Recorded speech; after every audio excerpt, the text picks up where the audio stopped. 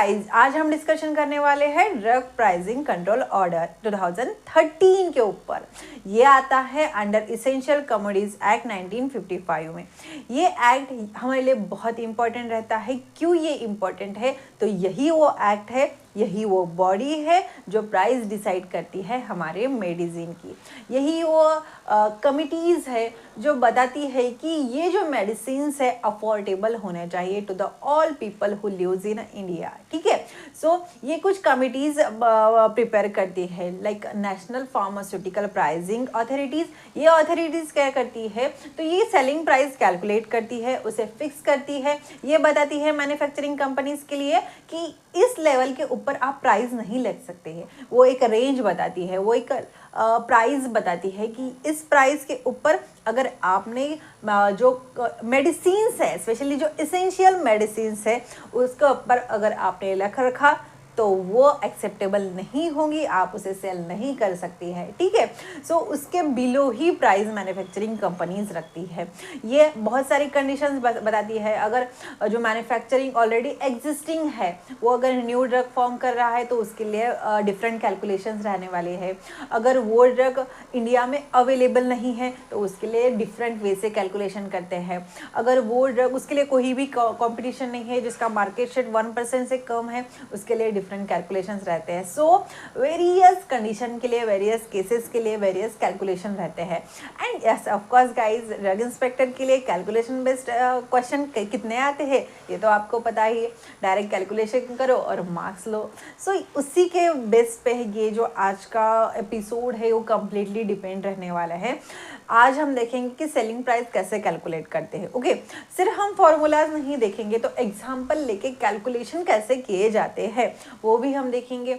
जो margin, retailer की margin रहती है वो कितने परसेंट रहते हैं, कितने परसेंट हम टैक्सेस लगा सकते हैं, मैक्सिमम रिटेल प्राइस कितने रहने वाली है, ये भी हम देखने वाले हैं। सो ईच एंड एवरीथिंग जो हमारे लिए इस ड्रग प्राइसिंग कंट्रोल ऑर्डर 2013 के लिए इम्पोर्टेंट है, हम सब कुछ देखने वाले हैं। ठीक है, so don't you worry guys. अब अगर आप सोच रहे हो कि हमें प्रिपरेशन तो करनी है बट किस वे से करें और कैसे हम ये इतना सारा बल्कि टॉपिक, बल्कि कैलकुलेशन कैसे हम याद रखें, तो डोंट यू वरी, आपको अंडरस्टैंडेबल होंगे ऐसे लैंग्वेज में ये सब हम देखेंगे।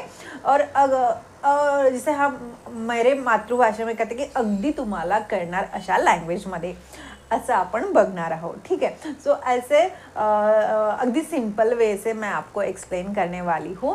एंड यस ऑफ कोर्स, अगर हम each and every act detail में देखते हैं तो उसका एडवांटेज आपको तभी समझेंगे जब आप एग्ज़ाम हॉल में एग्जामिनेशन देते हो। क्योंकि अगर आपको पॉइंट पता है तो आप आंसर ईजी से लिख सकते हो। अगर आपको मैटर पता है, फॉर्मूलाज पता है, तो आप कैलकुलेशन बेटर वे से कर सकते हो।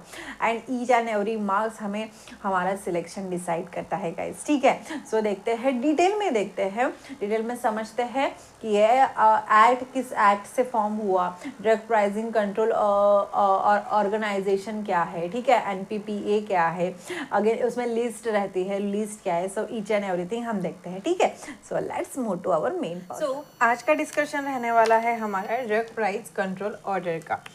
ये ड्रग प्राइस कंट्रोल ऑर्डर क्या है? तो फर्स्ट ऑफ ऑल गाइस, जो फार्मास्यूटिकल इंडस्ट्रीज़ है जो ड्रग मैन्युफैक्चरिंग कर रहे हैं, ऐसे ड्रग जो स्पेशली लाइफ सेविंग है, जो पब्लिक के हेल्थ के लिए मोस्ट इम्पॉर्टेंट है, ऐसे ड्रग के प्राइस पर, ठीक है, इसकी प्राइस क्या रहने वाली है, इसके ऊपर ये हमारा ड्रग प्राइस कंट्रोल ऑर्डर ये एक्ट होता है। ठीक है, सो ऐसा नहीं है कि मैन्युफैक्चरिंग कंपनी मैन्युफैक्चर कर रही है फार्मास्यूटिकल प्रोडक्ट का और उसका प्राइस वो उनके मुताबिक, यानी कोई भी रख सकता है, कितने भी चार्जेस वो लगा सकता नहीं।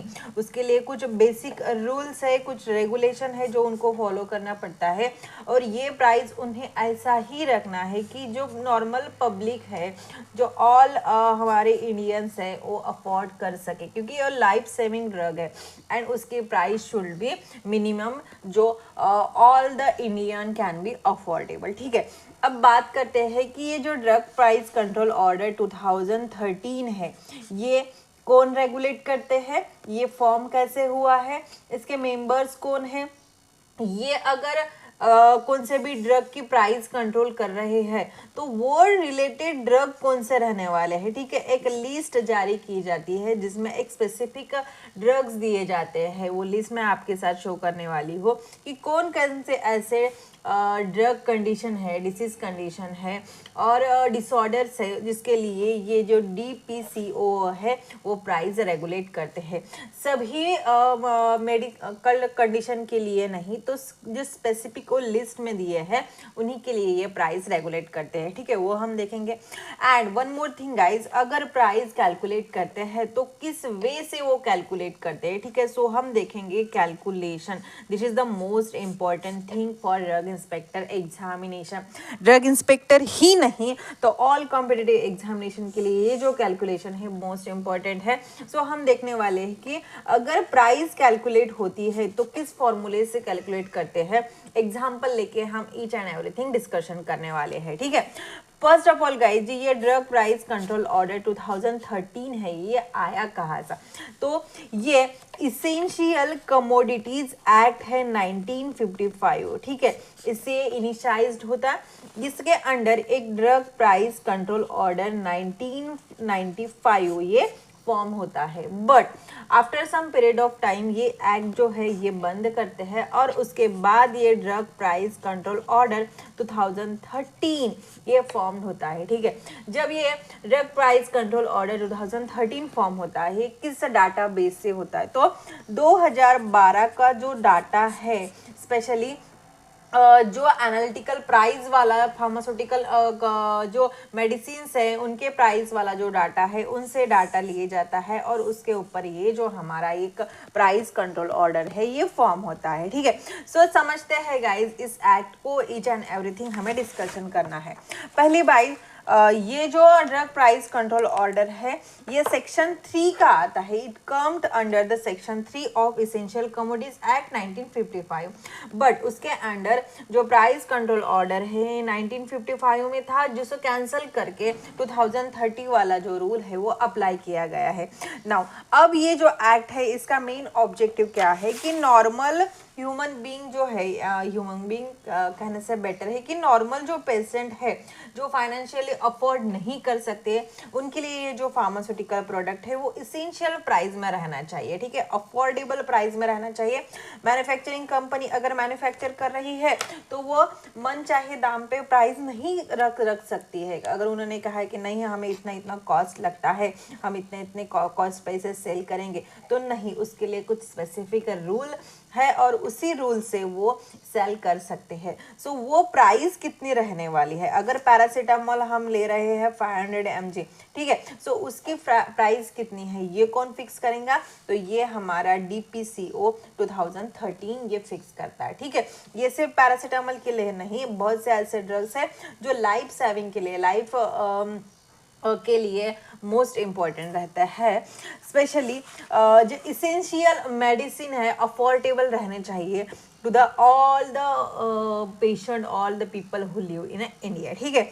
अगेन ये 3 इसके मेन ऑब्जेक्टिव रह चुके हैं। नाउ अब ये सब इम्प्लीमेंट कौन करता है, the national pharmaceutical pricing authority, जिसे हम NPPA कहते हैं, ये रेगुलेट करता है, ये निकालता है प्राइस और यही जो DPCO कहता है उसे रेगुलेट करता है, ठीक है। सो मेन बॉडी कौन सी है, DPCO 2013। अब यहाँ पे हमें कंफ्यूजन नहीं करना है, ये 3 बातें हमें याद रखनी है कि ड्रग प्राइसिंग कंट्रोल ऑर्डर ये कहाँ से जनरेट होता है, तो इसेंशियल कमोडिटीज एक्ट 1955 से ये जनरेट होता है। उसके अंडर ये एक्ट 1955 वाला, ठीक है, 1995 वाला ये जो एक्ट है ये रेगुलेट होता है। But after some period of time इसे कैंसिल किया जाता है, इसे रद्द किया जाता है एंड देन न्यू एक्ट जो है DPCO drug pricing control order का 2013 में निकाला जाता है, ठीक है। और ये जो बताएंगा ये कौन रेगुलेट करेगा, that is the national pharmaceutical pricing authority, ठीक है, ये सब रेगुलेट करता है। अब गाइस ये जो नेशनल फार्मास्यूटिकल प्राइसिंग ऑथोरिटीज है, ये कौन कौन से इसेंशियल मेडिसिन पर वर्क करता है, तो एक लिस्ट दी जाती है, national list of essential medicine. So 2011 में ये जो national list of essential medicine है, ये ministry of health and family welfare ने पब्लिश की थी। उसमें क्या है, तो it include the first schedule contain a medicine that are considered essential for a public health. ठीक है, सो इसमें ऐसे मेडिसिन रहते हैं, ऐसे ड्रग रहते हैं जो पब्लिक हेल्थ के लिए मोस्ट इसेंशियल है। ठीक है, सो ये लिस्ट रहने वाली है जिसे हम कहते हैं national list of essential medicine. उस लिस्ट में ही जो ड्रग है उसके लिए ये रूल फॉलो करते हैं, बट ऐसा नहीं है कि उस लिस्ट में स्पेसिफिक जो ड्रग रहेंगे, मेडिसिन रहेंगे, उसके लिए सिर्फ प्राइस पे ये हमारा drug pricing control authority work करेगा, बट नहीं, उसके लिए जो नॉन शेड्यूल वाले भी जो ड्रग्स हैं, जो मेडिसिन है, उसके लिए भी रूल्स है, बट उसके लिए कुछ डिफरेंस रूल्स है, उसके लिए कुछ जो परसेंटेज है प्राइसिंग का वो डिफरेंट है, एंड इसके लिए जो परसेंटेज है, जो प्राइस कैलकुलेटिंग फॉर्मूलाज है वो डिफरेंट है। ठीक है, so both have a different way to calculate the formulas. So first of all guys, पहले देखते हैं कि ये जो कैलकुलेट होती है क्या, जो सेलिंग प्राइस की कैलकुलेट होती है, स्पेशली शेड्यूल वाले फॉर्मूले, वो कैसे कैलकुलेट करते हैं। तो पहली ये कैलकुलेट कौन करता है, the national pharmaceutical pricing authority ये कैलकुलेट करता है। और किसके लिए, तो स्पेशली जो लिस्ट है, that is our national list of essential medicine, जिसमें स्पेसिफिक मेडिसिन दिए गए हैं, स्पेसिफिक डिसीज के ट्रीटमेंट के लिए मेडिसिन दिए गए उनके लिए। ठीक है, सो 2 स्टेप में ये कैलकुलेशन होता है। ये कैलकुलेशन हमारे लिए मोस्ट इंपॉर्टेंट है गाइस। कैलकुलेशन पार्ट बहुत से स्टूडेंट को बोरिंग लगता है एंड बहुत से स्टूडेंट उसे स्किप करते हैं, बट यही हमारे मार्क्स डिसाइड करते हैं। ठीक है, सो देखते हैं कि हमें अगर सेलिंग प्राइस निकालनी है तो कैसे निकालते हैं। पहली बात, हमें average price to retailer calculate करना पड़ता है, और एट द एंड हम सेलिंग प्राइस कैलकुलेट करते हैं। सो पहले देखते हैं कि एवरेज प्राइस टू रिटेलर कैसे निकालते हैं। तो ये उन्हीं ड्रग के लिए अप्लाई होता है जो हमारे शेड्यूल्स में आते हैं, ये उन्हीं ब्रांड के लिए, उन्हीं जेनेरिक वर्जन्स के लिए कंसिडर किया जाता है जिनका मार्केट शेयर 1% से ज़्यादा होता है। ठीक है, सो ऐसे ड्रग जिसका मार्केट शेयर 1% से ज़्यादा होता है। सो लेट कंसिडर कि हमारे पास 4 ऐसे ड्रग्स हैं जिसका हमें सेलिंग प्राइस निकालना है, और उनका सब डाटा हमारे पास अवेलेबल है, उनकी प्राइस अवेलेबल है, उनकी मार्केट शेयर अवेलेबल है, और उससे हमें सेलिंग प्राइस निकालनी है जैसे जैसे हमारा नेशनल फार्मास्यूटिकल प्राइसिंग ऑथोरिटी निकालती है। तो कैसे निकालेंगे, सो फॉर एग्जांपल हमारे पास 4 ब्रांड है, और कौन से ड्रग के लिए, तो पैरासीटामोल 500 mg के लिए हमें सेलिंग प्राइस निकाली है। 4 ब्रांड ऑलरेडी मार्केट में कौन सा अवेलेबल है, फॉर एग्जांपल ABCD, ये 4 ब्रांड अवेलेबल है जिनकी प्राइसिंग कुछ ऐसी है, that is the 10 rupees, 12 rupees, 11 rupees and 15 rupees. But हम उसकी प्राइस पे कैलकुलेशन नहीं करते हैं, हम उनके मार्केट शेयर पे कैलकुलेशन करते हैं। ये हमें कौन देता है, ये हमें ऑफिशियल गैजेट ये रूल सब कुछ बताता है। सो उसी गैजेट से ये रूल्स गाइज आपके लिए लेके आई हूँ। पहली बात, हमें वही ड्रग्स लेने हैं, वही फार्मास्यूटिकल प्रोडक्ट लेने हैं, ब्रांड्स लेने हैं और जेनेरिक वर्जन्स लेने हैं जिनका मार्केट शेयर कितना है, 1% से ज़्यादा है और 1% है। सो यहाँ पे देखते हैं ए ब्रांड के मार्केट शेयर कितना है, 40%। सो हम इसे लेने वाले हैं, ये हमारे रूल में आता है। बी ब्रांड का कितना है, 30%। सो ये भी हमारे रूल में आता है। सी ब्रांड का कितना है, 20%। सो ये भी हम कंसिडर करेंगे, but the brand D contain 0.5% of market share. So D brand को हम क्या करेंगे, हम इसे कंसिडर नहीं करेंगे। क्यों, तो ये हमारे ऑफिशियल गैजेट में दिया गया है कि हम उसी ड्रग के लिए कंसिडर करेंगे जिसका मार्केट शेयर 1% से ज़्यादा है और 1% है। सो हमारे लिए 3 जो ब्रांड है ABCD, उसी के ऊपर हम कैलकुलेशन करेंगे। ठीक है, सो अब फॉर्मूलाज कौन सा है, तो सेलिंग प्राइस और एवरेज प्राइस टू रिटेलर जिसे कहते हैं हम PS। ओके, सो इसे सेलिंग प्राइस नहीं होता है, ये होता है average price to retailer is equal to sum of price to retailer of eligibility brands to the number of eligibility brand. ठीक है, अब ये देखते हैं यानी क्या, तो ऑल जो एलिजिबल ब्रांड रहने वाले हैं, यहाँ पे एलिजिबल ब्रांड कितने रहे हैं हमारे 3। ठीक है, ये जो फोर्थ है हमारा डी वाला वो हमारे लिए एलिजिबल नहीं रहेगा क्योंकि इसका मार्केट शेयर 1% से ज़्यादा है। सो 3 हो गए हमारे। सो इनकी जो सेलिंग प्राइस है वो प्राइस को हम सम करेंगे to the number of eligibility brand. कितने हैं नंबर्स, तो नंबर 3 होंगे। ठीक है, सो हमारा एवरेज प्राइस रिटेलर कितना हुआ, तो ये हुआ हमारा 11 रुपीज़। ठीक है, कैलकुलेट करके देखो 11 रुपीज़ ही आएगा। ये हो गई हमारी फर्स्ट स्टेप जिसमें हमें average price to retailer that is the PSA calculate करना पड़ता है। सेकेंड स्टेप क्या है जिसमें हमें एक्चुअल में सेलिंग प्राइस निकालनी है। इसका फॉर्मूला क्या है, अब तुम्हें पता चलेगा कि हमें स्टेप 1 इम्पोर्टेंट क्यों है।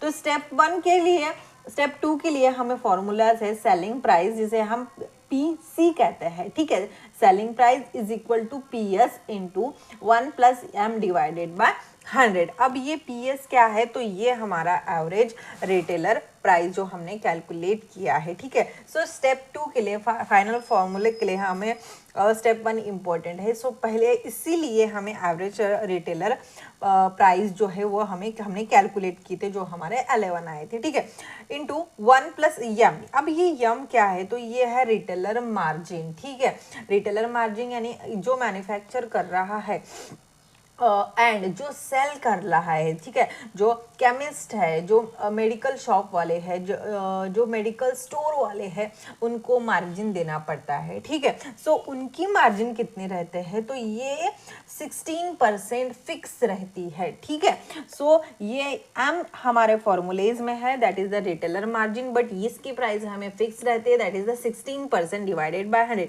अब चाहे आप ये फॉर्मूला यूज करो और डायरेक्टली 16% यूज करके इसे PS इंटू 1.16 ये यूज करो, बेटर रहेगा कि आप ये यूज करो क्योंकि अगर हम कैलकुलेट करेंगे तो भी यही आने वाला है। ठीक है, सो बट ये हमें पता होना चाहिए कि हम रिटेलर की जो मार्जिन रहती है वो हमारे सेलिंग प्राइस में ऐड करते हैं और वो कितना रहता है, वो रहता है हमारा 16%। ठीक है, बट हम यहाँ पे हमें क्या कैलकुलेट कर रहे हैं, हम कैलकुलेट कर रहे हैं selling price. Selling price is equal to average price to the retailer into 1.16। 1.16 ये कहाँ से आया, तो ये फॉर्मूला है हमारा 1 प्लस M क्या retailer price that is the 16% divided by 100। ठीक है, सो अब क्लियर है। मैं बेसिक वे से जो छोटे बच्चों को पढ़ाते हैं ना वैसे बेसिक वे से आपको एक्सप्लेन कर रही हूँ गाइज, सो दैट आपको लॉन्ग टाइम के लिए ये याद रहे और कोई भी कंफ्यूजन ना रहे। ठीक है, चाहे तो मैं आपको डायरेक्टली बता सकती थी but each and everything point हमें याद करना है, हमें रट्टा मारना नहीं है।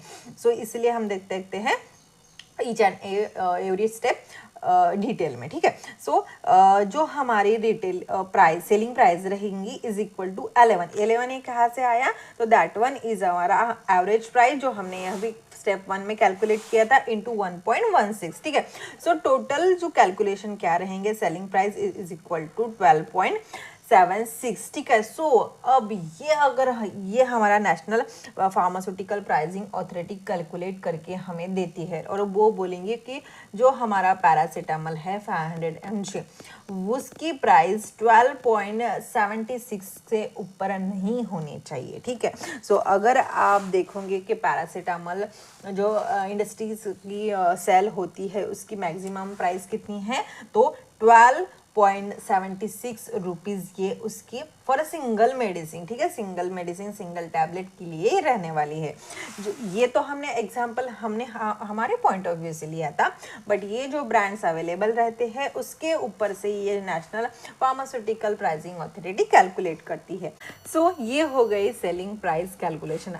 सो इस वे से जो हमारा नेशनल फार्मास्यूटिकल प्राइसिंग अथॉरिटी है वो कैलकुलेट करती है।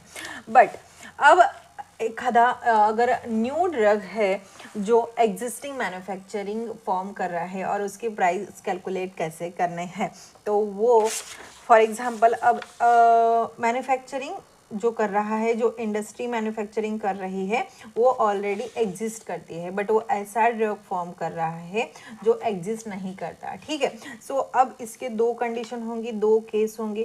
केस 1 में क्या होता है कि वो ड्रग उसके डिफरेंट ब्रांड्स, यानी जो मैन्युफैक्चर कर रहा है वो नहीं, बट ऐसे दूसरे बहुत से कंपनीज है, जो बहुत से इंडस्ट्रीज है जो सेम ड्रग मैन्युफैक्चरिंग कर रहा है। सो उसकी सेलिंग प्राइस कैसे निकालेंगे, तो सेम वे से जो हमने अभी देंगे, ठीक है। स्टेप वन में हम एवरेज रिटेल प्राइस निकालेंगे and then we calculate selling price, ठीक है। बट उसमें हमें 16% रिटेलर मार्जिन ऐड करना है जो हमने अभी देगा। केस 2 में क्या होता है, अगर वो जो ड्रग फॉर्म कर रहा है वो इंडिया में अवेलेबल ही नहीं है, कोई भी ब्रांड उससे नहीं फॉर्म करता, वो पहला ऐसा इंसान है जो वो ड्रग मॅन्युफॅक्चरिंग कर रहा है, अगदी न्यूली तो ड्रग आहे जो इंडियामध्ये मॅन्युफॅक्चरिंग होतो।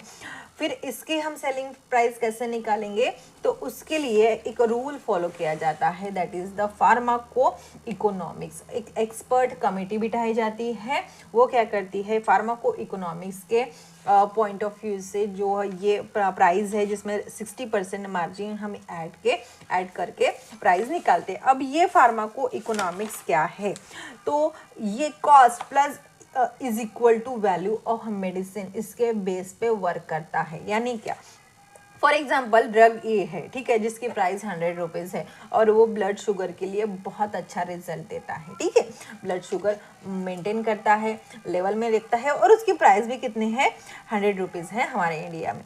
ब्रांड बी अवेलेबल है जिसकी प्राइस 300 रुपीज़ है एंड सेम वे से वो ब्लड शुगर के लिए यूज़ करता है एंड इसका जो वैल्यू है, जो एफिकेसी है वो सेम है एज दैट वो of our medicine number 1। But यहाँ पे जो हमारा फार्माको इकोनॉमिक्स रूल क्या कहता है कि ये जो 300 रुपीज़ है बहुत ज़्यादा है, पॉइंट ऑफ व्यू 100 रुपीज़, क्योंकि भाई 100 रुपये वाला मेडिसिन भी सेम रिजल्ट दे रहा है और 300 वाला भी सेम रिजल्ट दे रहा है, तो ये प्राइस तो ज़्यादा हुई ना, हम क्यों लिए 300 वाले की, अगर जो हमें रिजल्ट 100 रुपीज़ में ही मिल रहा है। सो ये रूल्स इसे कहते हैं फार्माको इकोनॉमिक्स, यानी कॉस्ट तो ठीक है बट वैल्यू ऑफ मेडिसिन जो है वो ज़्यादा हो रही है, ठीक है। सो फिर जो हमारा इंडिया में ड्रग न्यूली आ रहा है उसकी प्राइस हमें नियर अबाउट 200 रखनी है, ठीक है। ये हो गए हमारी फार्माको इकोनॉमिक्स, आई होप आपको क्लियर होंगी। नाउ अगर नो कंपटीशन के केस, यानी ऐसा कंपटीशन ही नहीं अवेलेबल है, यानी मैन्युफैक्चरिंग उसकी लेस देन 5 है, less than 5 manufacturing companies available है जो स्पेसिफिक ड्रग प्रोवाइड कर रहे हैं और जिसका मार्केट शेयर है 1% से कम है, तो उसे हम नो कंपटीशन करते हैं। तो उसके लिए एवरेज प्राइस कैलकुलेट करके ही उसकी डायरेक्ट सेलिंग प्राइस निकालते हैं, ठीक है। बट उसे भी हमें 16% रिटेलर मार्जिन ऐड करना पड़ता है, ठीक है। ये डिफरेंट कंडीशन है जिसके वजह से हम रिटेल प्राइस कैसे निकाले, सेलिंग प्राइस कैसे निकाले, ये देखते हैं। अब मैक्सिमम रिटेल प्राइस कैसे रहने वाली है, तो उसमें हम सेलिंग प्राइस बट उसमें लोकल टैक्सेस भी अवेलेबल करते हैं, उसमें लोकल टैक्सेस भी ऐड करते हैं, ठीक है। सो उसकी लोकल टैक्सेस ऐड करके जो प्राइस रहेंगी वो मैक्सिमम रहेंगी, उससे ज़्यादा हम ऐड नहीं कर सकते हैं।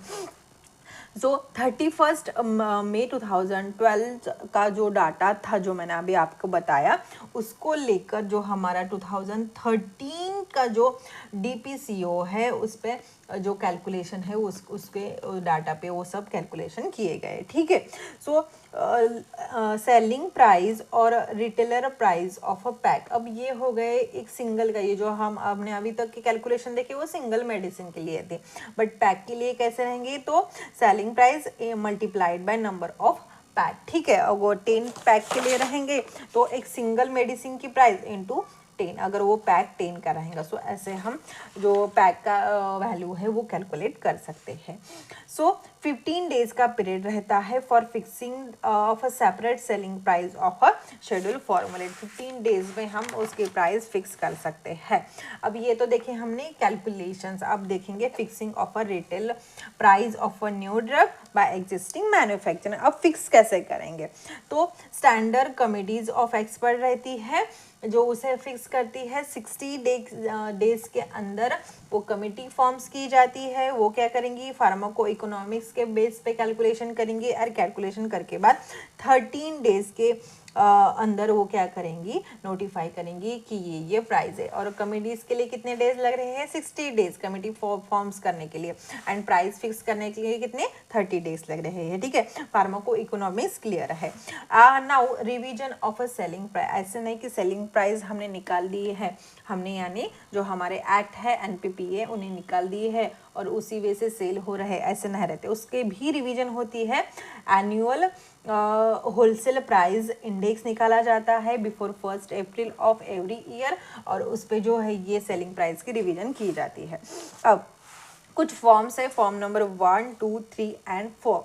ये फॉर्म्स क्या कहते हैं कि अगर मैन्युफैक्चरिंग को खुद की प्राइस रखनी है, ठीक है, और वो नहीं चाहता कि वो एनपीपीए प्राइस निकाले और उसके ऊपर से वो प्राइस दे ड्रग की, वो अगर चाहता है कि वो खुद की प्राइस रखे तो उसके लिए फॉर्म 1 फिलअप करना पड़ता है। मैन्युफैक्चरिंग ईच ईयर को मैक्सिमम रिटेल प्राइस इंक्रीज कर सकता है, उसके लिए उसको कोई भी प्रायर अप्रूवल लेने की ज़रूरत नहीं पड़ती। फॉर्म नंबर 2, एमआरपी अगर उसने इंक्रीज किए हैं तो उसको 15 डेज के अंदर गवर्नमेंट को बताना पड़ता है। ये फॉर्म नंबर 2 उसको फिलअप करके देना पड़ता है। ठीक है, ये तो हो गए शेड्यूल वाले। नॉन शेड्यूल ड्रग पे भी उनका उतना ही फोकस रहता है।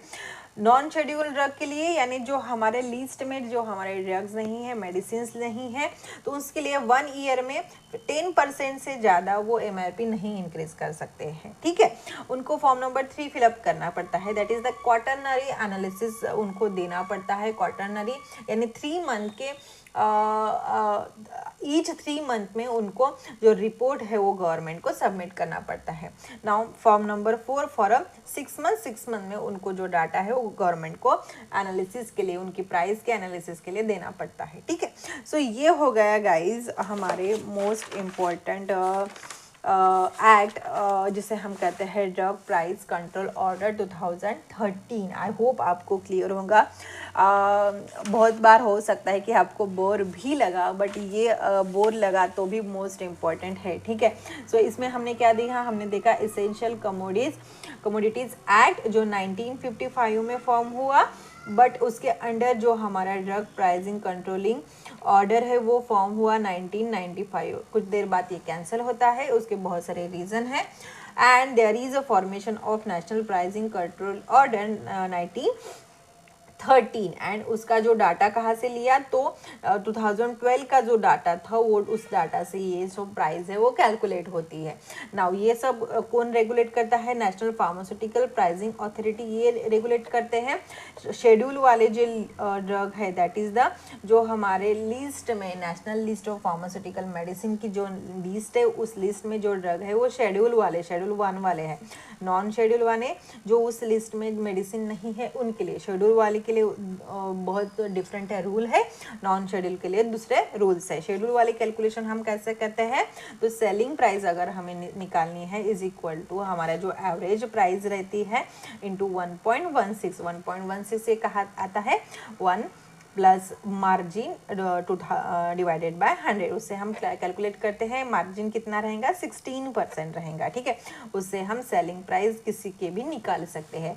पैक की सेलिंग प्राइस कैसे निकालते हैं, तो पैक की selling price is equals to single drug की जो प्राइस रहेंगी वो into the number of medicine pack में जितने अवेलेबल है उतने। ठीक है, अगर इंडिया में वो ड्रग न्यूली फॉर्म हो रहा है और एक आधा मैन्युफैक्चरिंग है जो ड्रग न्यूली फॉर्म कर रहा है, तो डिफरेंट केस रहेंगी। केस 1 में अगर वो ड्रग ऑलरेडी इंडिया में अवेलेबल है तो उसके लिए हम कैसे सेलिंग प्राइस निकालेंगे, सेम वे से जैसे हम शेड्यूल वाले ड्रग के लिए निकालते हैं। बट केस 2 में अगर वो ड्रग इंडिया में अवेलेबल नहीं है तो फार्माको इकोनॉमिक्स के बेस पे that is the our medicine की जो कॉस्ट है बट उसकी वैल्यू भी उसमें ऐड करेंगे। ठीक है, उसके वजह से वो कैलकुलेट किए जाते हैं। अगर कंपटीशन ही अवेलेबल नहीं है, मैन्युफैक्चर 5 से कम है, उसकी मार्केट वैल्यू 1 से 1% से कम है, तो उसके लिए भी हम क्या करते हैं, सिर्फ डायरेक्ट एवरेज प्राइस कैलकुलेट करके उसकी प्राइस कैलकुलेट कर सकते हैं। ठीक है, नॉन शेड्यूल ड्रग के लिए कैसे कुछ रूल्स है। तो उनके लिए form number 3 and form number 4 है, ठीक है। उनको ईच 3 ईयर्स में उनका रिपोर्ट डाटा सबमिट करना पड़ता है एंड फॉर्म नंबर 4 क्या कहता है, तो ईच 6 मंथ में उनको गवर्नमेंट को डाटा देना पड़ता है। Form number 1 and form number 2 किसके लिए है, तो शेड्यूल्ड ड्रग के लिए है।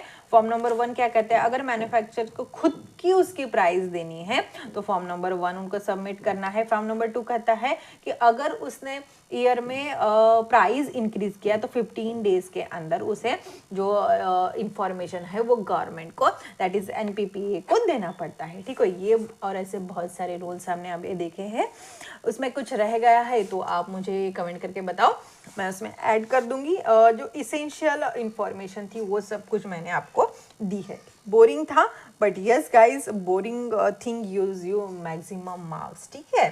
सो यस, देखते हैं। मैं आई होप गाइज आपको जो एक्ट हो अच्छे से समझ में आ गया है। ईच एंड एवरी पॉइंट मैंने आपको एक्सप्लेन करने का ट्राई किया है एंड बेटर वे से आई थिंक आपके तक वो पहुंच गया है। बट यस, मैं बता रही हूँ और आप देख रहे इतना इनफ नहीं है, आपको कंसिस्टेंटली रिवीजन करना है, कंसिस्टेंटली रीड करते रहना है। अगर इस वजह से आप प्रिपरेशन कर रहे हो तो सिलेक्शन पक्का है। आपकी रूटीन होना बहुत ज़रूरी है गाइज, कि एटलीस्ट वीक में 4 to 5 डेज तो भी दो प्रिपरेशन के लिए। यस, वीकेंड में आप गैप लेते हो, डोंट यू वरी, ठीक है, चलता है, बट ऐसा नहीं होना चाहिए कि कंप्लीट वीक में आप गैप लेते हो और वीकेंड में स्टडी करते हो, तो उससे नहीं होता है। बट यस, आपको कंसिस्टेंसी मेंटेन करना है एंड आपके प्रिपरेशन को, जर्नी जो है आपको ऐसा करना है कि ये this is the part of my life, उस वे से प्रिपेयर करना है एंड यस ऑफ कोर्स सबसे सक्सेस तो आपकी होने वाली है, ठीक है। But be consistent and yes, मिलते हैं नेक्स्ट एपिसोड में, जिसमें हम नेक्स्ट एक्ट ऐसे ही इसी वे से बेसिक पॉइंट पे डिस्कशन करते हैं, ठीक है। सो शेयर करो आपके ऐसे दोस्तों के लिए जो ड्रग इंस्पेक्टर की और कोई भी कंपटीशन, जो कॉम्पिटिटिव एग्जामिनेशन है उनकी प्रिपरेशन कर रहे हो, हु नेवर नो, उनके लिए आपका एक शेयर बहुत बड़ी हेल्प हो सकता है, ठीक है।